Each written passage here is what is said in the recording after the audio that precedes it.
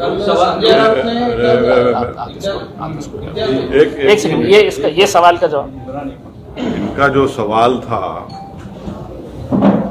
ऐसा है ना कि मैं हमारे जरांगे साहब की बड़ी इज्जत करता हूं और मैं उनको मुबारकबाद भी देता हूं कि उनके इस आंदोलन की वजह से 8 मराठा एमपीज कामयाब हुए मराठवाड़ा में, और महाराष्ट्र में एक भी मुसलमान एमपी नहीं है। महाराष्ट्र में ओबीसी समाज के एमपी जीत कर आए, मगर एक भी मुसलमान एमपी नहीं जीता।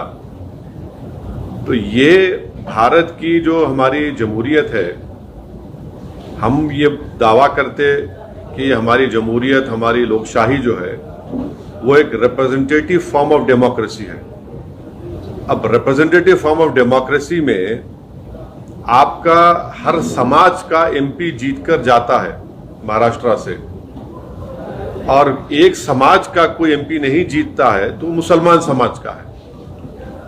तो ये बात इन तमाम जिम्मेदारों को सोचने की जरूरत है, और हमारी कोशिश यही है कि जो औरंगाबाद से इम्तियाज जलील साहब को कामयाबी नहीं मिली, इसका ना सिर्फ महाराष्ट्र के पूरे मुस्लिम समाज में एक गम है, गुस्सा है, और वो गम और गुस्सा ये कह रहा है कि भाई हर समाज का आदमी जीत रहा है। हमारा एक एमपी था मुस्लिम समाज का, उसको हराने के लिए सब मिलकर उसको हरा दिए। तो ये सच्चाई है, और भारत की पार्लियामेंट में आज पहली मर्तबा ऐसा हुआ है कि अपर कास्ट और backward OBC, other backward class का रिप्रेजेंटेशन बराबर हो चुका है भारत की पार्लियामेंट में।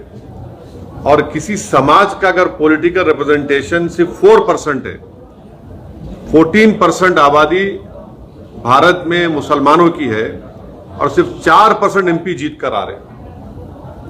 तो ये आखिर ये मुसलमानों से उनको वोट डालने के लिए क्यों पीछे हट रहे? मुसलमान तो झोली भर भर कर वोट डाला ना सबको। हम सब जब डाल रहे हैं वोट, तो हमको क्यों नहीं वोट डालते? तो ये सवाल मेरा ये तमाम पॉलिटिकल पार्टी से, ये तमाम लीडर से, और ये सवाल मुसलमानों को भी सोचना है। हम वोट डालने वाली मशीन तो नहीं है ना, हम तो एटीएम नहीं है कि तुम आओ और हमको दबा दो और हम डालते जाए वोट। तो ये आपके सवाल का जवाब ये है। जाएंगे या नहीं जाएंगे, सोच क्या है? क्या किधर? अगर उनकी तरफ से कोई प्रस्ताव आता है या आपकी तरफ से, अगर उनकी तरफ से कोई प्रस्ताव आता है तो आपको साथ लेके जाके बात करता हूं मैं हमेशा जो है, मैं जरांगे साहब, देखिए सुनिए एक मिनट, मैं जरांगे साहब को मुबारकबाद देता हूं कि उन्होंने खड़े हुए अपने समाज के लिए, और उनके खड़े रहने की वजह से 8 मराठा एमपी को उन्होंने कामयाब कर दिया। बीड़ से उन्होंने पंकजा मुंडे को शिकस्त हो गई। तो ये उनकी कामयाबी है ये। मगर कामयाबी जहां उनकी हो रही है, जो मुस्लिम समाज की कामयाबी क्यों नहीं हो रही है? और ऐसा ही हमको लड़ना है मुस्लिम समाज को भी अपने राइट्स के लिए, और इंशाल्लाह हम वो कोशिश कर रहे हैं और करेंगे। दूसरी पार्टियां तो सिर्फ मुस्लिम, दूसरी पार्टीज तो सिर्फ मुस्लिम वोट को लेना चाहती है, कैंडिडेट नहीं दे सकते। तो इम्तियाज साहब ने सही कहा, आज आपके महाराष्ट्र काउंसिल में ना, काउंसिल में तो कोई नहीं है मुसलमान। तो ये महाराष्ट्र के 11% मुसलमानों के लिए एक बहुत ही तकलीफदेह बात है। अगर उनकी तरफ से कोई बातचीत होती है, हम बराबर बात करेंगे। वो ऐसा हम अपने दरवाजे बंद नहीं करें। आप बोलो भाई, ऐसा साहब बोल क्या है? औरंगाबाद की सीट हमारे इम्तियाज जलील साहब को हराने में एमआईएम का काफी बड़ा हाथ है। हाँ, एमआईएम का हाथ है। एमआईएम का हाथ है, अच्छी बात। तीसरा सवाल बोलिए। एमआईएम मुस्लिम रिजर्वेशन के लिए नेतृत्व करेगा? एमआईएम मुस्लिम रिजर्वेशन नहीं, हम तो चाह रहे कि मराठा समाज को रिजर्वेशन मिलना चाहिए, हम उसके खिलाफ नहीं है। हम ये भी चाहेंगे कि मुसलमान महाराष्ट्र के जो मुसलमानों में जो बैकवर्ड कास्ट है, जिनको बॉम्बे हाई कोर्ट ने एजुकेशन में अलाउ किया, तो हम ये चाहेंगे कि उसको कंटिन्यू करें। उसको क्यों नहीं देते आप? इसके लिए भाई एक मेरा सवाल मुझे जवाब मुकम्मल हो जाने दीजिए। और रिजर्वेशन का वो बॉम्बे हाईकोर्ट का जजमेंट है मुसलमानों के फेवर में। एम्प्लॉयमेंट में उन्होंने कहा कि 50% के ऊपर जा रहा है, इसलिए हम नहीं दे सकते। तो आज भी हम इस बात का डिमांड करते हैं कि नरेंद्र मोदी की गवर्नमेंट और मोदी अपने आप को पार्लियामेंट में खड़े होकर सीना पे हाथ मार के बोले बैकवर्ड क्लास का नेता मैं हूं, तो नरेंद्र मोदी अगर वाकई में बैकवर्ड क्लास से मोहब्बत करते हैं, जो इस देश की 50% ज्यादा आबादी है, तो पार्लियामेंट में बिल लेकर आओ। आप 50% की जो लिमिट को ब्रीच करो, पूरे पॉलिटिकल पार्टी सपोर्ट करेंगे उसको। लेकर आइए ना बिल आप। और यकीनन मिलना चाहिए, जहां पर आप हम मराठाओं को मिलना चाहिए, वहीं पर मुसलमानों को भी मिलना। मुसलमान के नहीं, मुसलमान में बैकवर्ड कास्ट है, उनको मिलना चाहिए। लेकिन 24 साल का अरसा गुजर चुका है। 1999 में हाईकोर्ट ने ऑर्डर दिया था, तो उस बीच में जो है नहीं, हाईकोर्ट का ऑर्डर जो आप बोल रहे हैं 2014-15 का है। वो कांग्रेस गवर्नमेंट जो है जाते जाते उसको इशू कर दिए जीआर को। वो हाईकोर्ट में चैलेंज हुआ था, तो हाईकोर्ट का जजमेंट इतना वो चल रहा जरूर, मगर जो मराठा समाज आज खड़े होकर अपने हक के लिए लड़ रहा है, मैं उनको मुबारकबाद देता हूं। और महाराष्ट्र के मुसलमानों को भी इनको देखना चाहिए और इनसे हमको सीखना चाहिए। लोकसभा चुनाव में बहुत सारे मतदार संघ में मुस्लिम फिर से एक बार कांग्रेस के सामने खड़ा होता है नजर आए। विधानसभा आपकी पार्टी नहीं, मैं वही तो आपको कह रहा हूं कि हम वही तो कह रहा हूं कि हम वोट डालने वाले बन गए, सिर्फ वोट लेने वाले नहीं बन रहे हम। और इसी वजह से पॉलिटिकल पार्टीज जो है मुसलमान को ना टिकट देते। पूरे महाराष्ट्र में इंडिया अलायंस ने एक भी मुसलमान टिकट नहीं दिया। खैर नरेंद्र मोदी तो बोल दिए हमको हम घुसपैठी हैं, तो कहां घुसपैठी टिकट देंगे वो। तो हम तो सिर्फ वोट डालने वाले बन गए, और एक कैंडिडेट था, पूरे मिलके उसको हराने पे बैठ गए। तो ये औरंगाबाद से जो वर्डिक्ट गया है, ये एमआईएम पार्टी नहीं जीती मत समझिए, बल्कि महाराष्ट्र का एक मुसलमान ये कह रहा है कि भाई तो हमारी आवाज थी इम्तियाज जलील हमारी एक पॉलिटिकल एक शख्सियत थी जिसको सब ने मिलकर हराया। आज इलेक्शन तो हो गया, मगर सब जगह से तकलीफ यही है कि भाई हमने आपको परभनी में वोट दिया, हमने आपको नांदेड़ में वोट दिया, हमने आपको धुलिया में वोट दिया, हमने आपको मुंबई में वोट दिया, थाने में दिया, आपको हर जगह दिया, मगर जब इम्तियाज जलील का नाम आ गया सबके सब सुन हो गए। तो ये एक मैसेज है ये। लेकिन पिछली बार तो वंचित की वजह से जीते थे ना। हाँ, पिछली बार वंचित साथ में थे इसलिए जीते थे। नहीं, आपका ये सवाल है, ये आपका ये मानना है। नहीं, देखिए, अगर आप जर्नलिस्ट है तो अपने ऑब्जर्वेशन आप अपने तक रखिए, आप सवाल करिए मेरे से। ये आपका ऑब्जर्वेशन हो सकता है, मैं डिसएग्री करता हूं उसको। ओवैसी साहब, आपने पूरे इस शहर में जितने आपने भाषण किए थे उतने हमने पूरे सुने हैं। हाँ। इस लोकसभा चुनाव ने हर जगह पर आप देखेंगे कि गद्दार रहते हैं। मीर जाफर, मीर सादिक तो हर जगह पर है। तो मीर जाफर, मीर सादिक को तो लोग जान चुके हैं ना। ये मीर जाफर, मीर सादिक तो हर जगह है। और मीर जाफर, मीर सादिक को तकलीफ इस बात की रहती है कि भाई ये नहीं जीतना चाहिए। और ये मीर जाफर, मीर सादिक जो है, ये हर पार्टी के जर खरीद गुलाम है जो अपना काम करते रहते हैं। ये लोग पार्टी में भी है आपकी? हाँ, ये लोग आपकी पार्टी में भी है? नहीं, और उनके ऊपर कुछ नहीं, देखिए, ये औरंगाबाद की जनता जानती है इन लोगों को, आप भी जानते हैं, दुनिया जानती है, और इंशाल्लाह इनको सबक मिलेगा। सर, आज मनोज जरांगे साहब औरंगाबाद में हैं और आप भी हैं, क्या आप उनकी मुलाकात के लिए जाने वाले हैं? अरे ये आप लोग मेरे को न्यूज बनाने के लिए मेरे को क्यों इस्तेमाल करते हैं यार? आपका? नहीं, ऐसा कोई है ही नहीं प्रोग्राम, हमारा यही प्रोग्राम है। अभी आप लोग जा रहे थे बोल के जल्दी हम प्रेस कॉन्फ्रेंस कर लिए आपकी सहूलत के लिए, ताकि हमारी न्यूज भी आ जाए। उनका बड़ा मालूम हुआ मेरे को आने पर मालूम हुआ। महाराष्ट्र में एक योजना ये लाडली बहन, लेकिन लाडली बहन बोल के एक योजना महाराष्ट्र सरकार ने जारी की है। हाँ। उसमें एक मनसे के नेता ने ऐसा कहा है कि इसका लाभ जो है तो मुस्लिम को ना दी जाए, क्योंकि उनको 2 बीवी रहते हैं, उनको बच्चे ज्यादा रहते हैं। उनको 4 बीवी। अच्छा, तो जिसकी मिस्ट्रेस है थी उसको भी मिलना नहीं मिलना, जिसके माने जो शादी नहीं करके लिव इन रिलेशनशिप करके बच्चे भी हो जाते हैं, उनको मिलना नहीं मिलना। हाँ, अब आप बोलेंगे नहीं, जो बाप शराब पीता उसकी बेटी को नहीं मिलना, तो पूरे के पूरे आउट हो जाएंगे। फिर तो तानिक पूरा पीते 6 बजते की। तो ये हर चीज मुसलमान को ला लेना कि बच्चे ज्यादा पैदा करते, क्या वही बोले ना, बच्चे ज्यादा पैदा करते। वो पागल है बोलने वाला। उन्हें अगर पढ़ लिखता, थोड़ा नेशनल फैमिली हेल्थ सर्वे पढ़ लेता वो दीवाना, तो उसकी आंख खुल जाती कि TFR रेट गिरा है।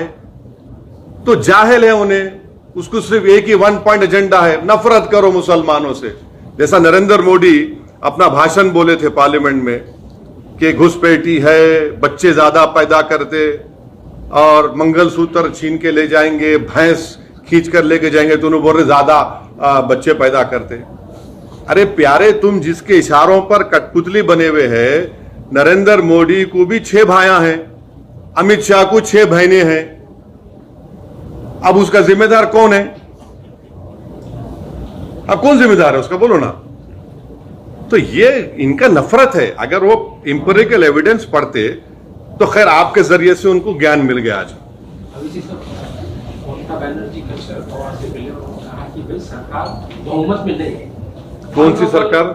मोदी सरकार अभी वर्तमान। हाँ, अगर कल बहुमत करने के लिए वोटिंग का वक्त आता है तो आपकी आपकी उस क्या स्थिति है, मतलब आप किसके फेवर में रहें? अरे हम ही तो लड़ रहे मोदी से। घुसपैठी हमारे को बोल दिए, ममता बनर्जी घुसपैठी बोले। मंगलसूत्र छीन के चोरी का हमको देने का किसका बोले? हमको बोले, मुस्लिम कम्युनिटी को बोले। किसकी भैंस चोरी करके दी जाएंगी, चोरी का हमको बोले। अरे पूरा मुस्लिम कम्युनिटी को टारगेट करके बीजेपी ने जीता ना, जितने सीट जीते। सुनिए, सब बुलडोजर चल रहा है किसके घर पे? मुसलमानों घरों पे। 8 मुसलमानों का मॉब लिंचिंग हो गया 4 जून के बाद मुसलमानों से। अरे भाई, निशाना तो हम बन रहे हैं ना, तो हम ही तो मुखालिफत कर रहे बीजेपी की। इलेक्शन में भी कर रहे, जान भी हमारी जा रही, घर भी हमारा टूट रहा, बच्चे ही हमारे जेल को जा रहे, तो हम ही तो मुखालिफत कर रहे बीजेपी की। ऑनेस्टली अगर देखा जाए, जो CSDS का डेटा है, वो डेटा यह बताता है कि मुसलमान जो वोट बीजेपी को दिए थे 2014, 19 और 24 में, मोर और less it was the same. दूसरी कम्युनिटीज का बड़ा थोड़ा कम हुआ। और असदुद्दीन ओवैसी, इम्तियाज जलील जब MP थे हम दोनों, तो 2019 जुलाई में UAPA का अमेंडमेंट लाया गया था, उसकी तो मुखालिफत हम करें। कांग्रेस पार्टी साथ दी ना उसका। आप लोग क्यों नहीं आप लोग ये पूछते नहीं उन लोगों से? आपको पूछना चाहिए कांग्रेस पार्टी से, NCP से पूछना चाहिए कि आपने UAPA क्यों सपोर्ट किया, जिसकी वजह से स्टैन स्वामी एक 85 ईयर ओल्ड बूढ़ा मर गया जेल में। भीमा कोरेगांव के लोग जेल में रहे, बच्चे जेल में आज भी। हम ही तो अपोज कर रहे, पार्लियामेंट में हम लोग हमेशा अपोज करें, और अगर कल ऐसा जरूरत पड़ेगी यकीनन हम बीजेपी के खिलाफ वोट देंगे। मगर हर चीज पे टारगेट तो हम है ना, नुकसान तो हमारा हो रहा। हमारी पार्लियामेंट में हमारी मेंबरशिप रिप्रेजेंटेशन 4% है, अपर कास्ट का OBC का बराबर हो गया। जेलों में सबसे ज्यादा मुसलमान, दलित, आदिवासी है। घर सबसे ज्यादा बुलडोजर से तोड़े जा रहे हमारे मुसलमानों के। लव जिहाद हमारे पे इल्जाम। तो हर चीज का हम पे ही सवाल भी हमसे होता है। मर्रो मैं और मेरे को बोलेंगे तुम उनका साथ देंगे नहीं देंगे। अरे भाई, आप ये तो सवाल कम से कम हकायक को देखकर तो करो ना। नहीं हाँ मैं बोल दिया आपका ये आप आघाड़ी के साथ में नहीं मेरा मैं आपको सवाल का जवाब दे दिया। अगर ये आप ये नहीं कि पूछते कि भाई अब इम्तियाज जलील क्यों आ रहा है, आप लोग इम्तियाज जलील क्यों आ रहा है, ये पूछना चाहिए लोगों को। एक एमपी था मुस्लिम, आप हराए उसको। असेंबली में 288 सीटें हैं असेंबली हाँ। महाराष्ट्र में, आप कितने सीट देंगे? इम्तियाज साहब बोल। एक मिनट, महाविकास आघाड़ी के कितने सीट गिराने का आपका टारगेट? हाँ महाविकास आघाड़ी के सीट कितने गिराना है, क्या प्लान है आपका, क्या टारगेट है? पूरे 48 लोकसभा सीट में एक मर्द खड़ा हुआ था जिसका नाम इम्तियाज जलील था, पूरे मिलके उसको हराने पे लग गए। साहब हाँ सुनिए, एक मिनट ठहरिए। आप गिराने की बात कर रहे हैं, इम्तियाज जलील गिराने में सबका हाथ है। कोई सामने से हमला करा, कोई पीछे से करा, कोई साइड से करा, वो सब महाराष्ट्र की जनता देख चुकी है। सुनिए सुनिए सुनिए सुनिए, आपका सवाल हो गया, जवाब सुनो। अब आप, हम एक पॉलिटिकल पार्टी है, हम लड़ते हैं, हम जीतने के लिए लड़ते, किसी को हराने के लिए गिराने के लिए नहीं। ये कोई कुश्ती का दंगल नहीं है कि चित करके गिरा देना, कि बॉक्सिंग मैच नहीं है पंच मार के गिरा देना। एक जमहूरियत डेमोक्रेसी में एक डेमोक्रेटिक पॉलिटिकल फाइट होती है। प्रकाश अम्बेडकर को आपने 100 सीटें मांगी थी, तब आप साथ में थे। नहीं, आपको नहीं, आप झूठ बोल रहे हैं, आपको नहीं मालूम, झूठ बोल रहे हैं आपको झूठ बोल रहे हैं। देखिए आप सवाल करिए, अपना ऑब्जर्वेशन मत दीजिए। आपका ऑब्जर्वेशन है, बाहर लिख जाइए। एज अ जर्नलिस्ट आप सवाल करिए, मैं सुनने तैयार हूं। मगर अलायंस क्यों टूटा, जब मैं किताब लिखूंगा बताऊंगा आपको। मगर हमारी वजह से नहीं टूटा अलायंस। प्रिकॉशन क्या लेंगे साहब? प्रिकॉशन क्या लेंगे आने वाले क्या आने वाले वक्त में अलायंस की गुंजाइश है क्या? किससे? अब कौन अलायंस करना चाह रहा, हमसे कोई बात करेगा तो हम बात करेंगे। अभी तक तो कोई बात नहीं करे, कोई बात ही नहीं हुई अभी किसी से हमारी। मोदी हुकूमत इमरजेंसी हालात है, ऐसे संजय राउत ने कहा है। मोदी हुकूमत इमरजेंसी हालात में है, इस तरह का है। मोदी दौरे हुकूमत नहीं, इमरजेंसी यकीनन इंदिरा गांधी ने नाफिज किया था। नरेंद्र मोदी सरकार में सबसे ज्यादा यूएपीए का इस्तेमाल मुसलमानों पर, दलितों पर, आदिवासियों पर हुआ। नरेंद्र मोदी जब प्राइम मिनिस्टर है 10 साल में सबसे ज्यादा घर तोड़े गए बुलडोजर से मुसलमानों के। मॉब लिंचिंग पहले भी होती थी, मगर 10 साल में सबसे ज्यादा मुसलमानों की हुई। जब से नरेंद्र मोदी प्राइम मिनिस्टर बने, मुसलमान एक पॉलिटिकल आउटकास्ट हो गया। अब तो सेकुलर पार्टीज भी सिर्फ बोलती वोट डाल देना, मगर कोई साथ ठहराने तैयार नहीं है। ये है रियलिटी भारत की पॉलिटिक्स। जलील साहब विधानसभा में जाएंगे या प्रेसिडेंट ही रहेंगे महाराष्ट्र? हाँ, जलील साहब इंशाअल्लाह ताला महाराष्ट्र की पॉलिटिक्स में बहुत बड़ा रोल प्ले करने वाले हैं फ्यूचर में। एक सवाल ये है कि इन फ्यूचर क्या प्लान है पार्टी का? अब ये बोल दिए ना अंकल, पूरा बोल दिए इनिशियल। अब sir Rahul Gandhi leader of opposition की हैसियत से अभी लोकसभा में बोल रहे हैं, सब लोग तारीफ कर रहे हैं, आप कैसा देखते हैं सर? 10 साल के बाद में लेटर ऑफ ऑपोजिशन मिला है। हाँ, तो उनके पास स्ट्रेंथ है, उन्होंने 10% उनके पास आ गए, उन्होंने एलओपी बन गए।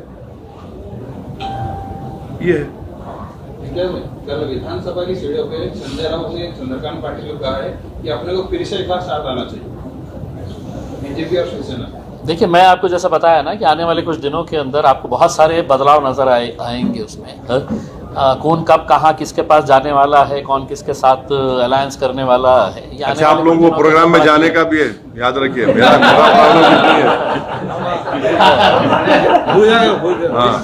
याद दिला रहा हूँ, आप कल याद दिला रहा हूँ।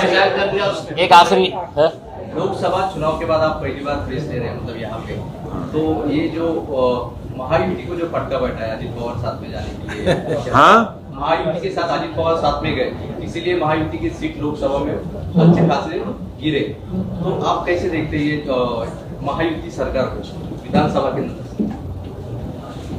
देखिए, उसमें मैं कैसा बोलूं किसी और पार्टी के बारे में। मैं तो मेरा गम बयान कर रहा हूं, मैं तो मेरी तकलीफ आपको बयान कर रहा हूं। मैं तो बयान कर रहा हूं कि किस तरह से मेरे जो ख्वाब थे, मेरी जो उम्मीदें थी, उसको सब मिलकर तोड़ने की कोशिश करें। सर ऐसा कहा मेरा मैं कोई मेरा गम भी तो समझे, कोई मेरे ख्वाबों को भी तो कोई देखे, कोई मेरे वजूद को तो माने। अब मैं कब तक दूसरों के बारे में बात करूं? कब तक? 50 साल हो गए, 18 लोकसभा के इलेक्शन हो गए, मैं कब तक उनके ख्वाबों को पूरा करूंगा? मैं कब तक अपने आप को खत्म करके अपने उनके महलों को तामीर की इजाजत दूंगा? मैं कब तक अपनी उम्मीदों को और अपने ख्वाहिशात को दबा दूंगा किसी और की खुशी के लिए? ये तो इंसाफ नहीं है ना, ये तो इंसाफ नहीं है। सर दिल्ली की पॉलिटिक्स क्या बोलती है? मोदी सरकार 5 साल चलेंगी? हाँ, 5 साल चलेंगे क्या? सरकार गिर जाएगी मोदी सरकार? दिल्ली की पॉलिटिक्स क्या कहती है सर? एक बात सुनिए, ये जब से उन्होंने प्राइम मिनिस्टर बने 4 जून से, मैं आपको बोला कि इतने 10 से ज्यादा मुसलमानों का मॉब लिंचिंग हो गया। मध्य प्रदेश में, यूपी में कई जगह पर घरों को तोड़ दिया गया। बल्कि आप ही के बिरादरी के मीडिया के लोगों ने एक मॉब लिंचिंग को रिपोर्ट किया तो ये नया कानून के तहत उन पे केस बुक कर दिए। तो अब फ्यूचर में क्या होता है मेरे को नहीं मालूम, मैं तो कोई ज्योतिषी नहीं हूं, मैं अपनी हथेली को देखकर तो बोल नहीं सकता, ना मैं आसमान के तारों को देखकर बोल सकता। मैं जरूर ये बोल सकता हूं कि सबसे ज्यादा तकलीफ में अगर कोई आज है तो भारत के मुसलमान हैं। वो इस बात को समझ नहीं पा रहे हैं, और समझना भी चाहिए। वोट डालने वाले बन गए मगर उनको कोई जिताने वाले तैयार नहीं। पिछले 5 साल में, अभी आप अधिवेशन में गए, तुम्हारे को जाने का है ना, लोकसभा नहीं जाते, मैं ही पसंद आ गया तुमको। एक लास्ट सवाल पूछता, अभी आप अधिवेशन में गए होंगे, कौन से? अभी लोकसभा के हाँ गए ना। पिछले 5 साल आपके साथ कोई तो भी बैठा था, हाँ। अभी जब आप गए तो वहाँ पे याद आया? मैं यकीनन इम्तियाज जलील मेरे को बहुत याद आया। इम्तियाज जलील मैं जब ओथ लिया तो मेरा ओथ बड़ा फेमस हो गया पूरी दुनिया में। आप लोगों ने, आपका शुक्रिया बहुत बहुत, थैंक यू वेरी मच। नहीं सुन, एक ठहरो, इम्तियाज जलील मेरे को पैगाम भेजाए, असद भाई आप ओथ लिए और बहुत अच्छा लिए। तो मैं उनको मैसेज करा, यार इम्तियाज तुम्हारी कमी बड़ी महसूस हो रही है। यकीनन मेरे को कमी महसूस हो रही। हम 2 थे भाई, मगर पूरों पे भारी थे हम लोग। मगर ठीक है, अल्लाह का जो फैसला है, मैं अकेला हूं तो लड़ेंगे, कोशिश करेंगे। मैं पहले भी 15 साल अकेले था और अपनी जितनी मुझसे कोशिश हो सकती है इंशाल्लाह मैं कोशिश करूंगा, अपनी बात को रखूंगा। मगर सवाल यह है कि नुकसान किसका हो रहा है, किस कम्युनिटी का नुकसान हो रहा है, किस समाज को आप पॉलिटिकल रिप्रेजेंटेशन उनका रोक रहे हैं। इतना बड़ा प्रदेश है ये, भारत का दूसरा बड़ा प्रदेश है, फाइनेंशियल कैपिटल पूरा देश का इस प्रदेश में है, और वहां से आपका एक मुसलमान एमपी नहीं है। कौन सा सेकुलरिज्म के तुम बाजे बजा रहे हो? कौन सा मॉरल विक्ट्री ये लोग बोल रहे हैं? इनको तो आईने में अपना चेहरा देखकर बोलना चाहिए moral victory. What moral victory is this? ये मॉरल विक्ट्री नहीं है, this is a victory of Hindutva, this is a victory of majoritarianism. ये है सच्चाई।